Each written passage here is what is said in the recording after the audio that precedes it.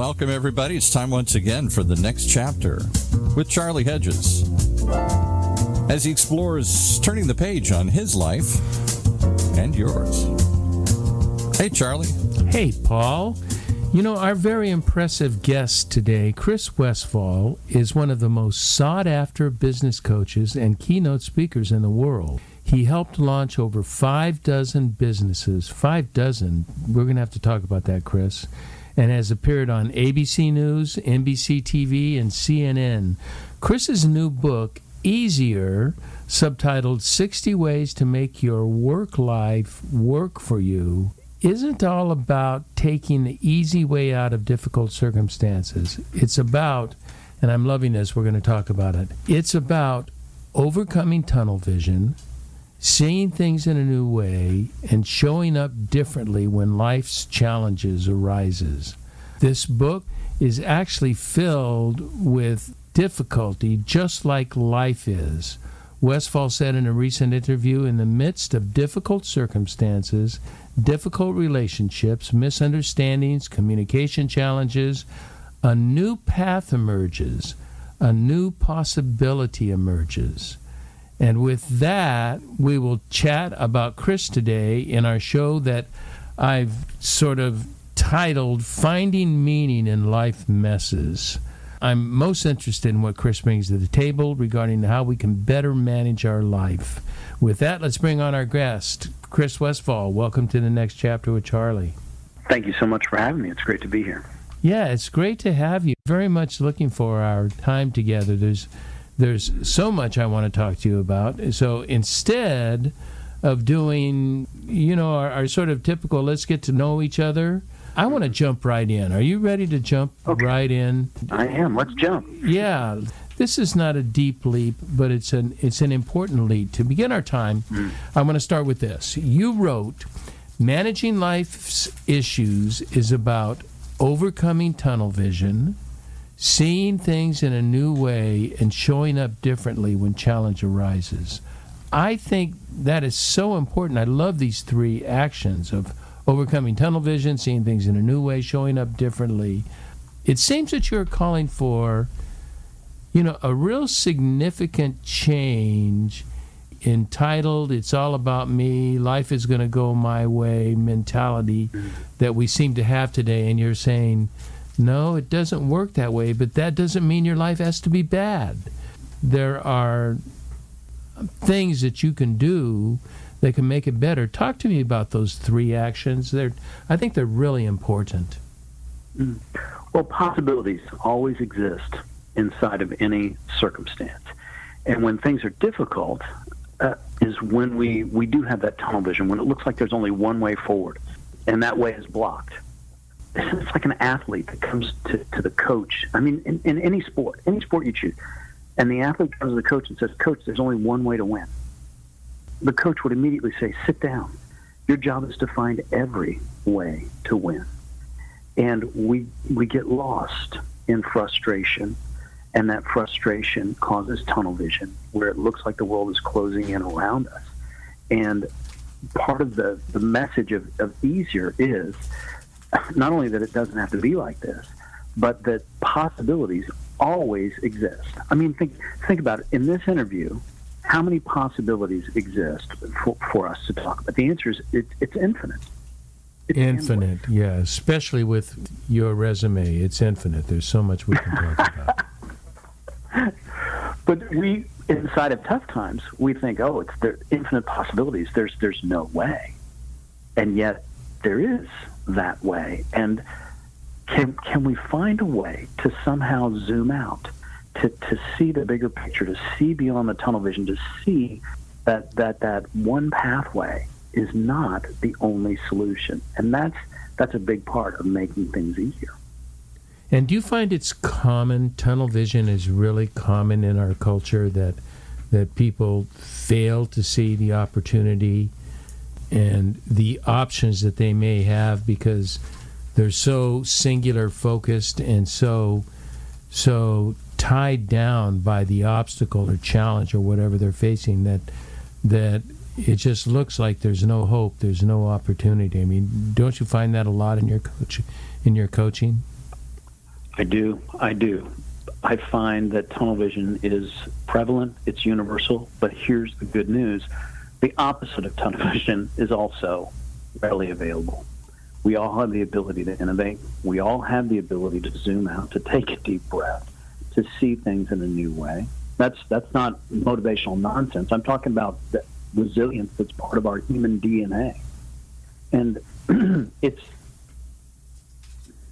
And we don't talk about enough about resilience, do we? I mean, because we are, and especially younger children. They're worried about children getting soccer trophies, participation trophies, but they don't realize that children don't need that, and it's actually not good for them. They are resilient, and they will figure out ways to overcome, and somehow we are talked out of that as we grow older. And that resilience is built into our DNA. It's like 5 fingers on a hand. We are born to bounce back, and it's one of the things that's talked about, that I talk about in the book. And this viewpoint, it comes from science. Now, I'm not a scientist, but I quote people who are, and the scientists who discovered the human genome, our DNA, the double helix that makes up our DNA, were surprised at how uncomplicated it was. In other words, they felt that our DNA, when it was discovered, was somehow incomplete. And what they came to realize is that we, as human beings, are built to adapt. And as you know, if a child is not loved and held and nurtured and stuff like that, that child has an extraordinarily tough time growing up. But for children who are cared for, we learn to adapt because that's who we are as a human race. That's part of everyone's DNA. And so we do lose sight. We do lose sight of our human nature, and we find ourselves chasing soccer trophies instead of recognizing the power and the capacity that is inside all of us. It's built into the system. And we all have the ability to access tunnel vision, but we also have the ability to access moments of genius. And that's not to say that I am a genius or you are a genius. That's not what I'm saying. But we've all had those aha moments. Those breakthrough moments, yeah. That's right. You know what I'm talking about. And that's what we lose sight of, and we replace it with tunnel vision, or we're chasing trophies, or we're underestimating what children are capable of. It's just a simple misunderstanding. We have to look at the design, and we have to look at our nature, our human nature, to see that things can get easier. That's interesting. And what is it about our human nature that makes things easier? I think that it's so simple to look at waves hitting the shore or a flock of birds and go, that's absolutely perfect. We see the perfection in the design, in nature all around us. But we refuse to acknowledge, or we don't look at, or we lose sight of the design that is inside of all of us as human beings, which is not to say that I am perfect or you are perfect or anything like that, but there is a design that helps us to be resilient, that helps us to bounce back. As you mentioned in my introduction, easier is filled with difficulties. I mean, if you're going to write a book called Easier, you got to have some difficult things that people have to face and deal with. Right. And when we're in the middle of things, we get lost in tunnel vision and we think to ourselves, how am I going to get through this? And the message inside of Easier, and it's a message that I had to come to on my own accord, but it's a message that says, what happens when you shift from how am I going to get through this to what can I get from this? How can I see something good in the design? How can I recognize my own resilience, which isn't trying to pump myself up or believe in a pretty lie about myself. It's simply noticing and acknowledging and understanding that we are built to innovate. We fall into tunnel vision, but we're built for the opposite of that if we choose to access it. It's almost as if you have to discover that on your own, isn't it? I mean, it's rarely is it taught. I mean, there's a few business management courses and few, psychological and self-development courses that will teach that. But for the most part, people are not taught that they are imaginative and that they can create new scenarios. It's instead of, and which I really can't wait till we talk about quitting later on. It's that we're always trying to make this thing that's not working better. We're not really applying our ability to think forward, to think creatively, to think, as you said, geniusly. It doesn't even occur because we're so caught up in the difficulties and messiness of life. It's true. It's absolutely true. But it's also true. It is both and true that we have the ability to access creativity. And while it's true it's not taught, if you stop and think about it, human beings have been creating things for hundreds of thousands of years. Oh, yeah. Human beings are built to create. We create partnerships, we create relationships, we create problems in our own minds, we create tunnel vision. I mean, we create things. And it is, I think, perhaps a failure maybe in our educational system, but it's something that people can access just by reflecting on who they are. And just looking at the human condition, we are here to create. And so many times when life gets difficult is when we're managing stuff, trying to manage our partner's moods, we're trying to manage our calendars, and we're not creating. We don't recognize that what it is that we're managing is in the pursuit of creation, of creating something better for ourselves, for our families, for our loved ones, for the people at work that matter to us, whatever the case may be. I mean, that's just what it looks like, Charlie, is that we are creators and co-creators with the people around us. That, I think, is something that we do lose sight of. Yeah, we lose sight of it, and then we can be discouraged about it because when we create something, we can be surrounded by non-creatives that are not ready to go down this new path, and we are chastised for our new path, and yet we are really on the forefront of what needs to be done. It's a personal and a cultural conundrum. I'm curious, when you talked about that we are resilient, that we have life difficulties, and that we can overcome those with imagination, with creativity. Is that I'm curious, Chris, did you discover that personally for Chris Westfall, or is it something you discovered from your clients? The best answer I can give you is yes. Of course, that's what I figured, but I thought I'd ask the question anyway.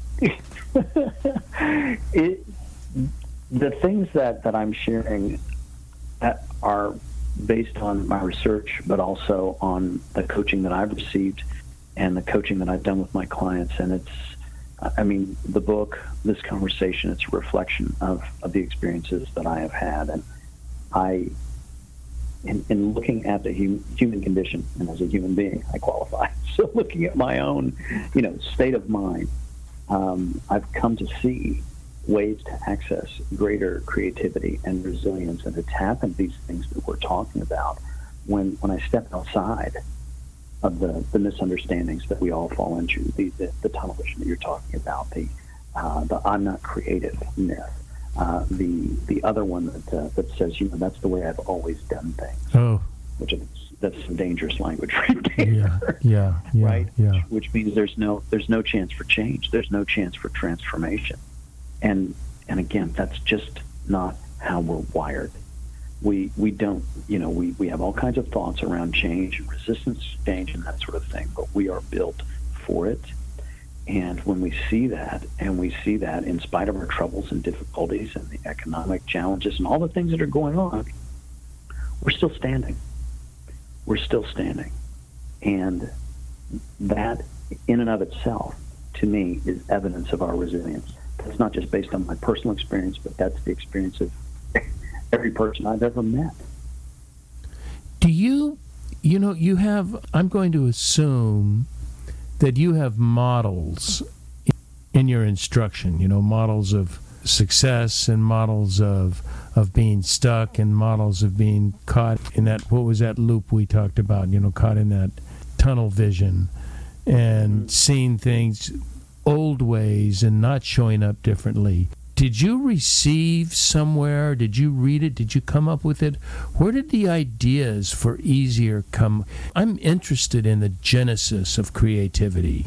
It has a lot to do with the experience that you have with other people, but I was speaking last night I had dinner with an extraordinary creative. This man is, I don't think I'm overstating when I say he's genius, and he has no idea he is, because it's like downloads. He gets these models in his brain, and his models are brilliant, Chris. I mean, he's a consultant, and his models are as good as any model I've caught in just about anything. But he says they're like downloads. He says he didn't even think they were his ideas, so he never thought he was that smart, because it would just come to him like from some divine source. And I don't want to talk about necessarily that it's a divine source, but do you find these models just come to you, or do you work them out, or do you just get this aha that says, oh my goodness, this will work, let me test it out on my population and see if that works? Is that sort of your process, or is it different than that? It's a version of that. A couple of things that I would say, when I think about Easier is the book that I needed to write. It's the book that came through me. So I can certainly relate to what you're saying about your friend, of these things just show up and they just become expressed. And that was how Easier took shape for me.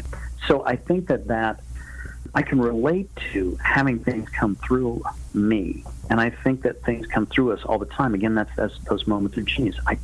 When you just know how to figure something out, and I'm able to do that, and your friend's able to do that, not because we're superheroes, but because we all have that capacity. And to say more about where this book, its origins. This project really came from a deep personal loss that I faced personally, and it was when I lost my father, and it was in the early days of the pandemic, and he tested positive on a Monday, and by Friday he was gone. Oh my goodness! I'm so sorry to hear that. And, well, I appreciate that. Thank you. And Charlie, he wasn't just my father; he was my friend, and we were very close. And this was in the days before vaccines and masks and all that stuff, and we were just caught off guard, and it was extremely difficult. I would find myself just doubled over, like I would be in traffic, just gripped with grief. I wouldn't be able to drive. I'm like, crying at a stoplight. I'm like, man, I got to get it together. I got to find a way out of this difficulty.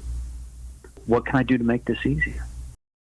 What I discovered in the pit of my grief, which, by the way, it's still, my grief is still here, but it's, it changes over time. Yeah, but it never goes away. But it never goes away. But there is a way I found to show up differently, to honor my father's memory. And what showed up for me was being able to be at a stoplight and weeping and say, you know what, I'm okay with this. Because if I were to take action, if I could do something to make these tears go away and to stop this grief, you know what I have to stop? I have to stop the love that I have for my father. Yes. And I can't, and I won't, and I will never do that. And so, Charlie, what took shape for me was a willingness to embrace my humanity, my gifts and my flaws, the ups and the downs, the whole of it, and say, you know what, I'm okay with this. And as they say, grief is love persevering. And I embraced it. And I said, whatever shape my grief takes, you were mentioning models and stuff like that. I wasn't going to put a model on it. I wasn't going to say, well, it should be this and it can't be that. Can you imagine trying to tweak variances in your grief? Yeah. It's crazy. Oh. And so I had to step into that, and I had to say, you know what? I'm okay with this.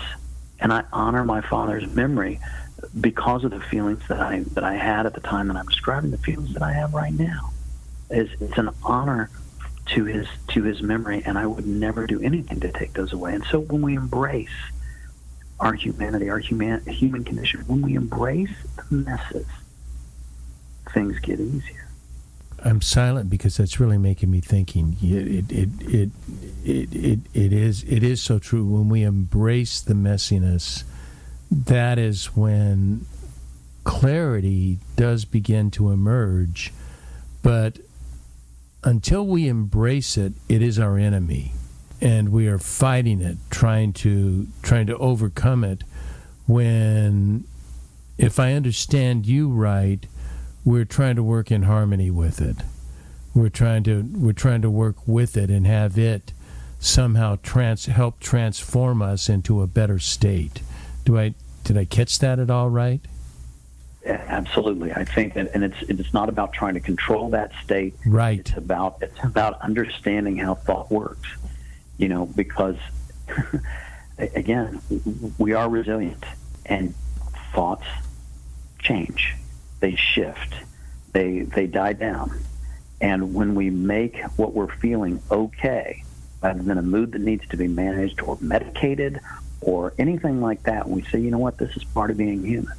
I've lost my father. Of course, I'm going to feel a lot of feels. Of course I am.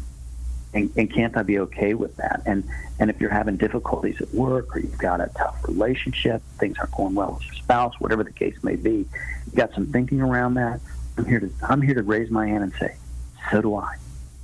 Because that's part of being human. And when we want to create real and lasting change, what we've got to stop doing is wrestling with who we are and start embracing it and saying, you know what? When events and things and circumstances happen and they don't go our way, we're going to have some thinking around that. We're going to have some frustration. We're going to have some challenges.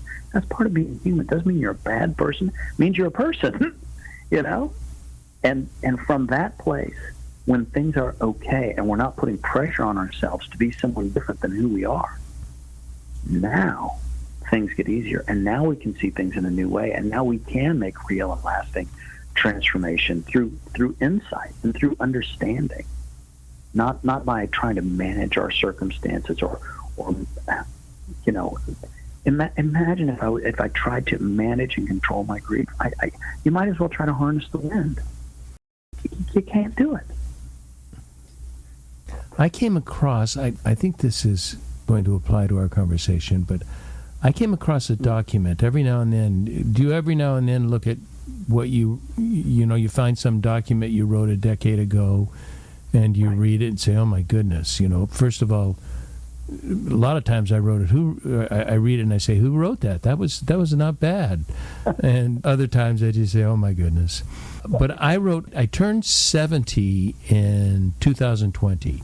So I wrote this in 2011, and I said 2011, 9 years to go. And so I was sort of saying, what did I want to do in the next 9 years? Who did I want to become? And it was not a goal setting that I want to achieve this career or this amount of money or this particular fame or whatever, but they were very values oriented and what I wanted to look like. I had not looked at that list in a decade. I had not, it wasn't something I checked off on a regular basis. I just wrote it one day, and I looked at it, and I showed it to my wife just a couple of days ago, and we were both shocked at how my life almost is identical with what I want it to be. Because it came from, I think, Chris, because it came from the core of me, and there's something in the core of us that is telling us who we want to be, who we can be, and what is important in life, apart from making money and getting this new job or, becoming a trophy winner. But how you treat people, how you treat life, how you view life, what's important. And I was wondering, are you an advocate of that kind of planning? I'm an advocate of that kind of exercise, I think that kind of planning can be a little slippery, and I'll tell you why. Is for someone hearing that, and they put down a 10-year plan. What if they don't take the same approach as you do, and they're checking in and they're saying, well, and they treat it like a checklist. I should be here, I should be there, right? And that makes things difficult, because sometimes people go, well, I've got a stopwatch on success. And not only do I have a stopwatch on success, but I know exactly when success is going to show up, which is right next door to I can predict the future. False. It's a misunderstanding. But we fall into that trap all the time. I think what you went through is what you're describing, and what I hear, Charlie, is I sat down and I expressed my values, and I looked into the crystal ball, into the future, and said, here's how I think these values are going to express themselves. And what you wrote down was your truth. And, 10 years later, you're living it. So I think from that standpoint, it's really, really a good and valuable exercise. But when people put timelines on where I should be 10 years from now, source of frustration, right? They're typically arrival points rather than journey points.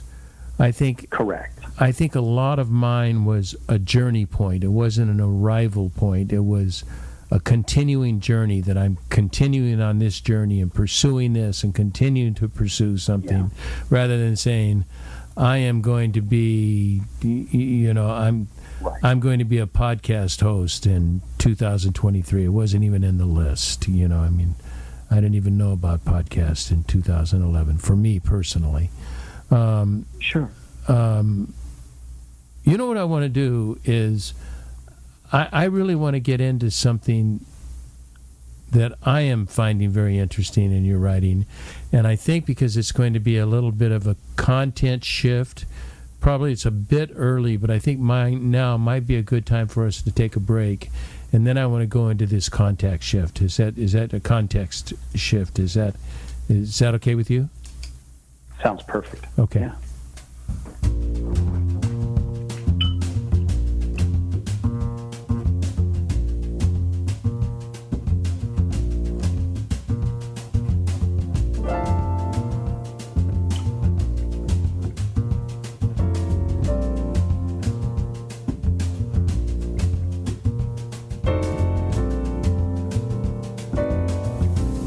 Hi there, this is Charlie Hedges, and you're listening to The Next Chapter with Charlie. And I have a very special guest, executive life business coach and keynote speaker, Chris Westfall, who has written a wonderful book titled Easier, 60 Ways to Make Your Work Life work for you. And we're talking about messiness, and we've been talking about how we anticipate the life to come. And there is something Chris wrote that sort of it's not a subject change, but it's a context or content change. And I want to start this way, Chris.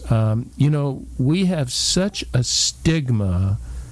I think it's probably pretty international, but certainly Western and certainly American. We have this stigma against the idea of quitting. And you have written that winners know when to quit. I'm so glad you wrote that, because people don't talk about that. And I'm wondering, when you talk about winners know when to quit, what you had in mind when you said that? Winners quit doing the things that don't serve them. Winners quit doing the things that are not useful. Winners do consistently what other people do only occasionally. And they quit being inconsistent. And that's what helps them to access discipline. I'm not speaking of winners in general, but you can think of any successful person or the successes that you've enjoyed in your life. When we say yes to something, we have to say no to something else. Right. It's possible. You can't do two things at once. You can't. You can't fish and ride a bicycle. You can't play the piano and play baseball at the same time. You can't do it unless you're trolling with a fishing rod on your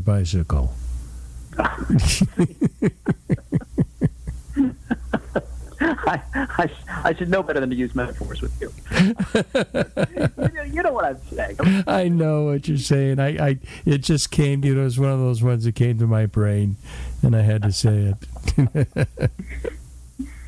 But winners quit all the time. They quit things that don't serve them, and part of what looks like success to me is having the courage, the honesty to say no to the things that are not helping to move your life forward. And that's a big part of the coaching conversation, is to not just to point out those things, but to provide some encouragement so that you can say no, so that quitting isn't something that has all these kind of connotations around. Oh, you can't quit. You got to stick it out.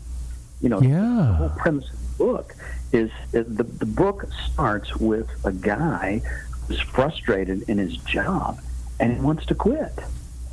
And he hires a coach to help him find the courage to do so. Little does he know, he's about to be fired in about 5 days. So from this kind of, life after career death story emerges a message that quitting looks like on the surface. It's a bad thing. You can't quit. You can't say no. You can't walk away. And then he ends up getting fired, which is another bad thing. Oh my God, this is a bad thing. Guess what? It turns out to be completely different than the way that the character's imagining it. That quitting and seeing things in a different way is really at the heart of the book. And if you're in a situation, a circumstance, a relationship that you know you need to say no to so that you can say yes to something else, finding that courage, finding the guts, finding the strength to do what you know needs to be done. It looks like it's difficult, but it actually might just make things easier. And as they say, it's never tougher than it is in your mind. And most of us have such a negative self-image that we're afraid if we quit, we're either, it's the FOMO, we're going to miss out on something, right, or we are going to damage our reputation, or I don't know what I'm going to do next. I've got to have all these things under control, and there's times when quitting, typically it's good to quit and have some sort of little plan to back you up so you can start working on it. But even if you don't, sometimes quitting is the best thing. If it's damaging your psyche, if it's damaging your relationships, then it's not healthy for you. It's not good for you. And it is time to quit, and we have plenty of time in our life to experience. Chris, I've probably had 7 careers mostly because I just don't have the capability of lasting more than a decade at anything. I've got to go on to something new. Even when I'm in the midst of oncoming success, I say, nah, it doesn't make a difference. I need to do something different. But I'm really an advocate. I'm an advocate of hanging in there when times are tough. And sure, there's a difference between things not working for me and just tough times. And I have to hang in the tough times. But after a number of series of tough times, then we do have to look at that and say, is there something going on here that's telling me I need to do something different? And even though I'm not sure what that is, I need to do something different. Winners seem to know when to do this. Absolutely. But Charlie, what you're talking about, I would call it healthy quitting. And I think, I don't want to put words in your mouth, but, you're talking about, especially if you're talking about quitting a relationship or a job or whatever it is that you're doing it in a way that is healthy, positive, not harmful to others or to yourself. That's healthy quitting. if I quit eating birthday cake, that's healthy quitting.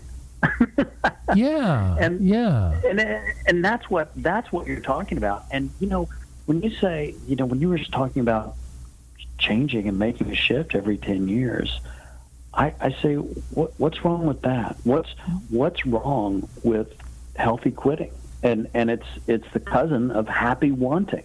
It's wanting something, wanting a change for yourself, not from a place of desperation, but from a place of exploration. You want to see what it's like. I've done that myself. Many, many times.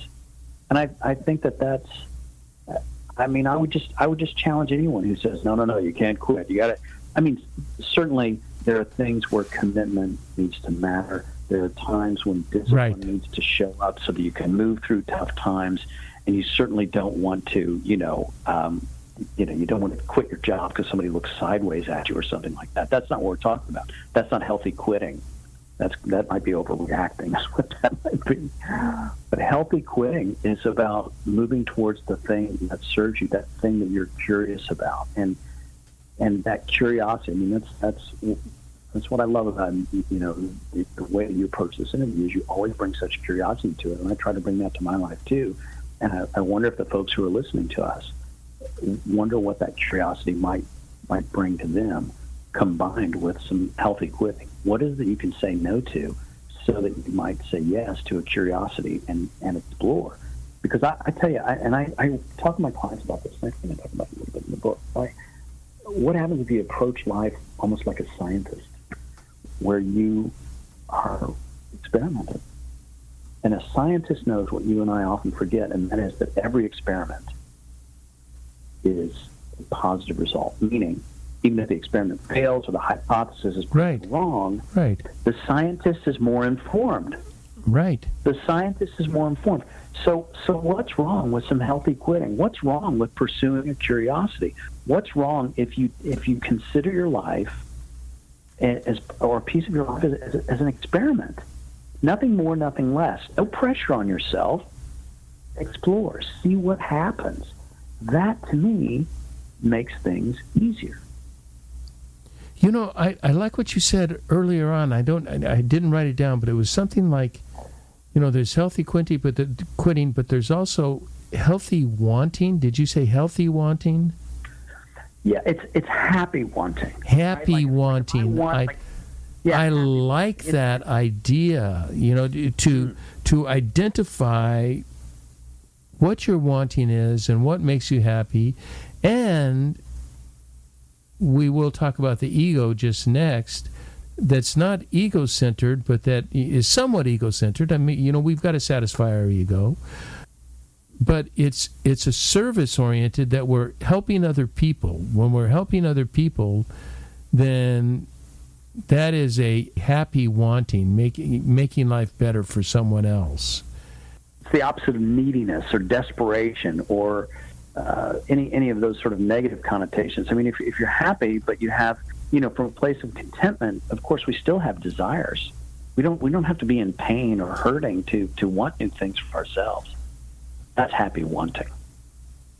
I like that. Let me tell you, I'm going way off track here, and I had it's on track, but it's off my notes. I just had sort of, I don't want to call it an epiphany, but I just had this thought, and it was only yesterday that I had this thought. Now, I'm a Europhile. I love to travel. I just spent almost a month in Portugal, and I go to Uganda 2 to 3 times a year for 2 to 3 weeks, and I see different things. And I thought, now I'm married, and my wife just loves her job. She's an executive coach, and she does an incredible job. She's extraordinarily successful in Orange County. And I just thought about, I think if it were up to me, I would probably just sell everything, pack everything up, and move maybe to Portugal, maybe, and not necessarily intend to spend my rest of my life there, but 2 or 3 years there, because it's sort of, I want to see what shows up. I just want to experience what shows up when I completely quit doing what I'm doing right now and have a whole new experience. Now, do you think that's pathological, or do you think that's just the sign of a creative, curious person? I think that sounds like freedom to me, is what that sounds like. And yes, it sounds very creative. Pathological? I don't know. I mean, would you repetitively move to portrait? I don't know. No. I wouldn't. No. I mean, I think it's a one-time. I mean, it would be something that you would go and you would experience. I think to me, I mean, there's two words that show up when you talk about Portugal like that, and here they are. Why not? It sounds great. Yeah, well, the why not is my wife is not ready to leave her career, and she doesn't let me out of the house more than a month at a time. So, well, at least I get out of the house a month at a time. I can be my creative self all over the world, a month at a time. I'm very lucky. You also wrote, and I think this has a lot to do with sort of laying the groundwork for that creativity and that change and that quitting, and you wrote this, obligations are obligations, duties are still duties, deadlines are still deadlines, and the sharks are still the sharks. But when you show up differently, the conversation can change. I really like that, Chris. I like that, life still goes on, but it's up to me to show up differently. It's not up to wait for the circumstances to change. It's a Viktor Frankl thing.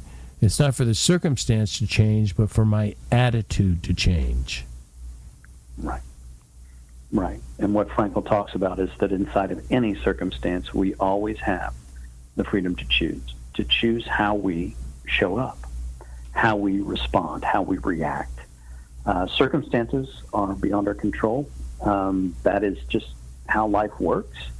But how we respond to our circumstances and how we show up, that to me looks like something that we can influence on a daily basis, on a moment-to-moment basis. One of the things that I've discovered is that in the face of deadlines and obligations, I can change my relationship with deadlines. I mean, I can start by saying, oh my God, I got a deadline. How am I going to hit this thing? This is just a nightmare, blah, blah, blah. And I can start making up a story that's sort of a horror film in my mind. Right? Yeah. But the coaching question that's asked in easier, and the question that I have to ask myself, is who would I be without that story? What would I do without burning cycles on, creating the scary music and monsters and all the, the things that I need to worry about before the deadline?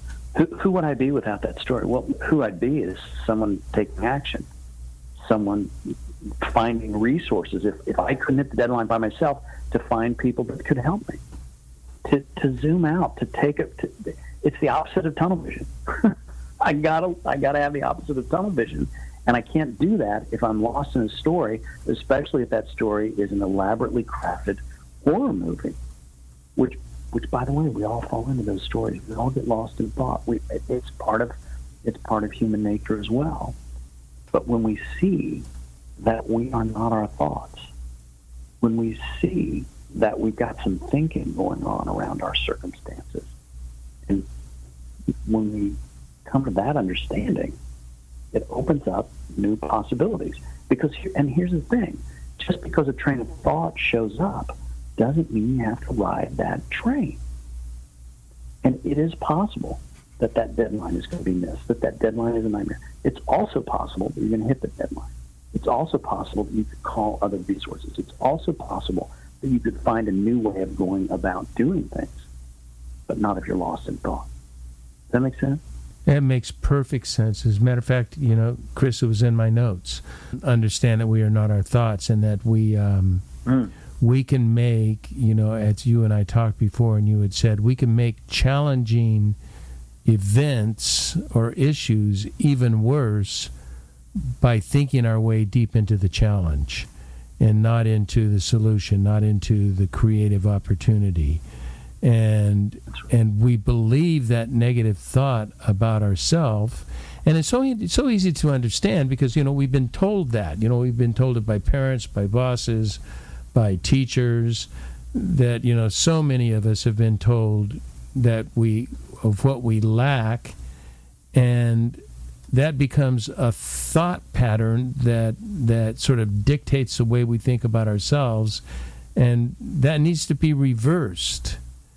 And you're challenging us in your book and in this conversation on the podcast, you're challenging us to think differently.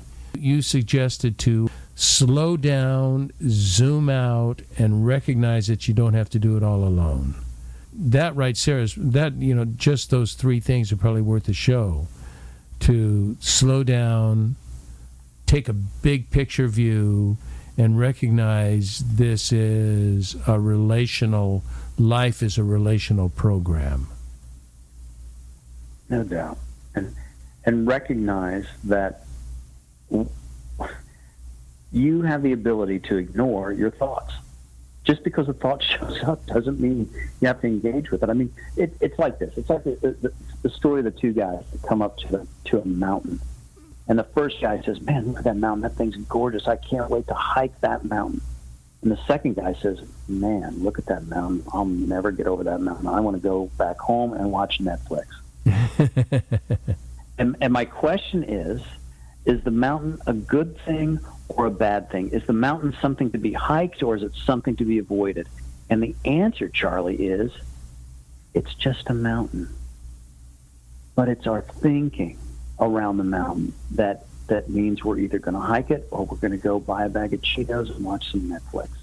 And no judgment on either one of those outcomes. As I say, either choice, oddly enough, I mean, it's not normally our response, but either choice is legitimate. There's not necessarily a value on that.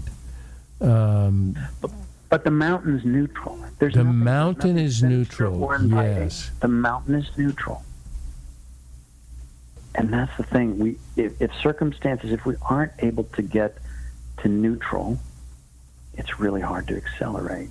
How do we accelerate that, getting to neutral? How do we accelerate saying, okay, look, if this is just a thought, Charlie, you need to be a bit more open and think a little bit more out of the box.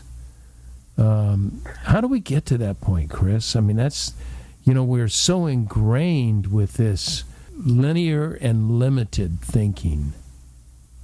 Right. And we walk through life, this is good, that's bad, and we play a game in life of not it. That's not for me, not that, I can't do that, that should be different. And we walk through life passing judgment on the ifs, ands, and buts all around us. And that's part of human nature. That's part of my nature. But it is possible from a place of understanding to see that there's something beyond the labels. The mountain is neither a good thing nor a bad thing. And I'm not trying to say anything other than recognizing that possibilities exist beyond the labels and the pre-assignments that we've many times been given by the way that we were raised or whatever the case may be, the tunnel vision that people, well-intentioned people, gave to us. I had this in my life.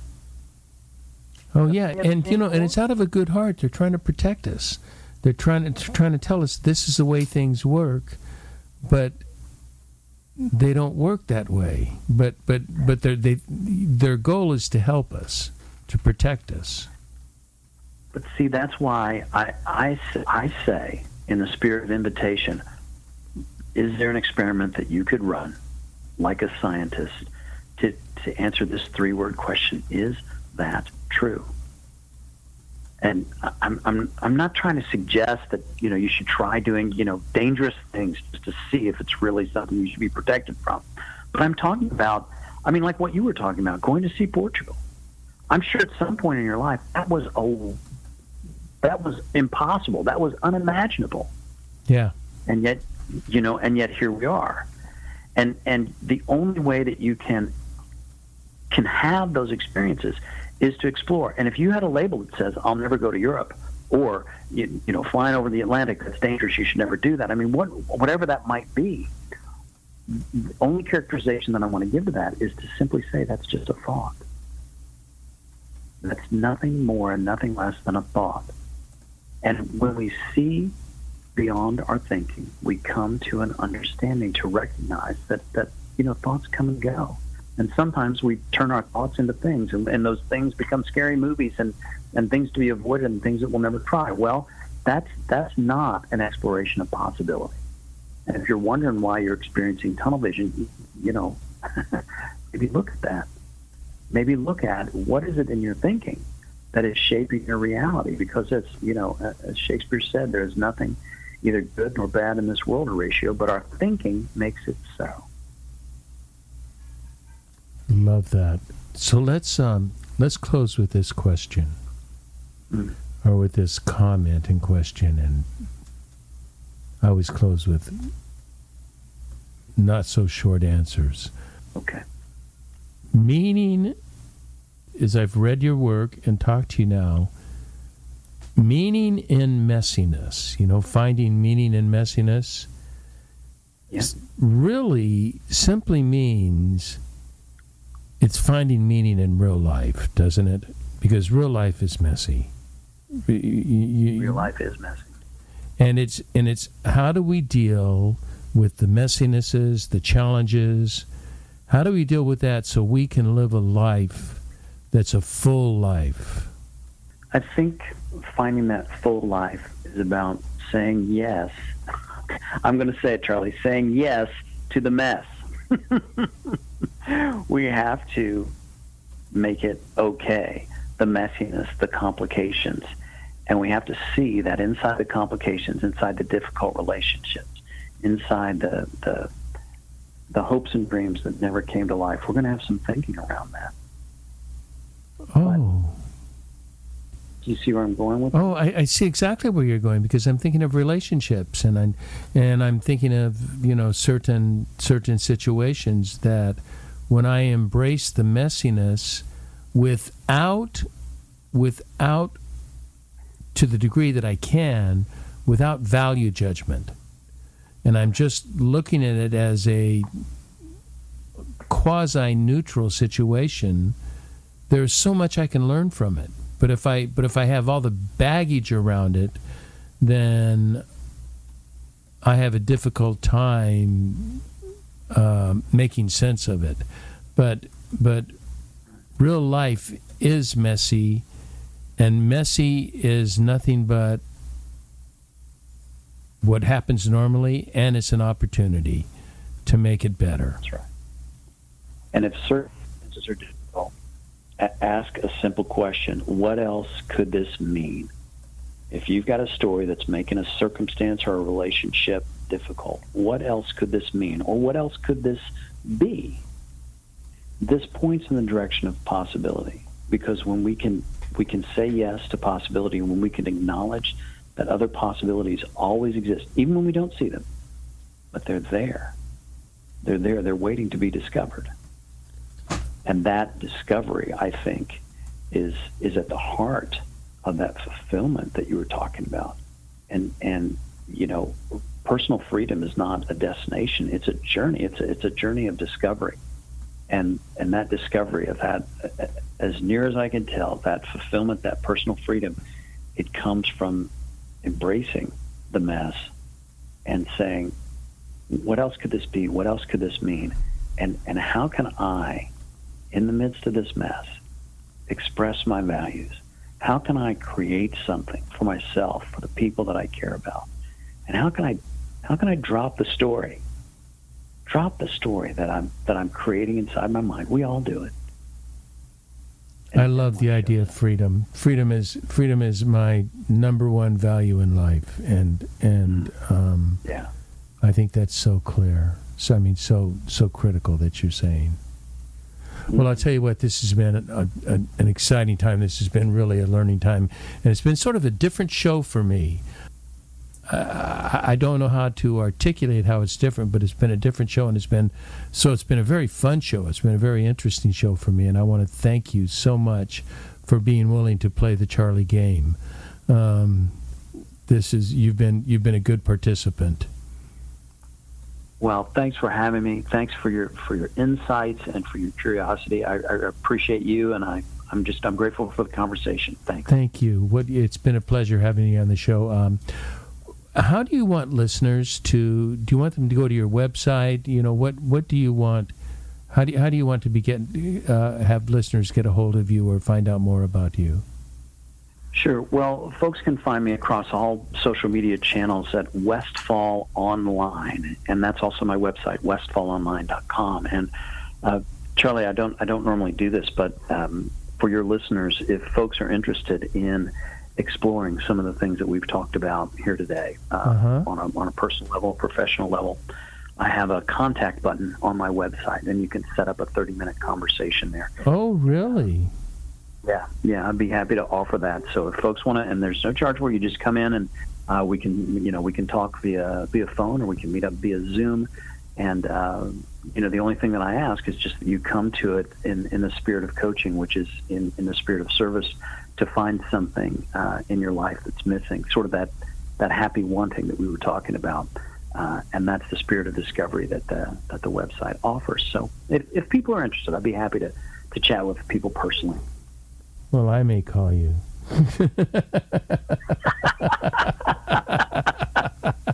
I've always had a coach. I mean, I've had a coach like forever, and I just finished my term with a coach. And I don't think I've had a male coach. I've had, in the last decade, I've had 3 female coaches, which has been very interesting. But I am a strong believer in coaching, and I want to encourage our listeners to take advantage and see what you can learn personally from someone as skilled as Chris Westfall. Thank you once again, Chris, for being on the show. You've been great. I appreciate it. Thanks so much. Well, everybody, that's all for today. This is Charlie Hedges signing off. Bye for now.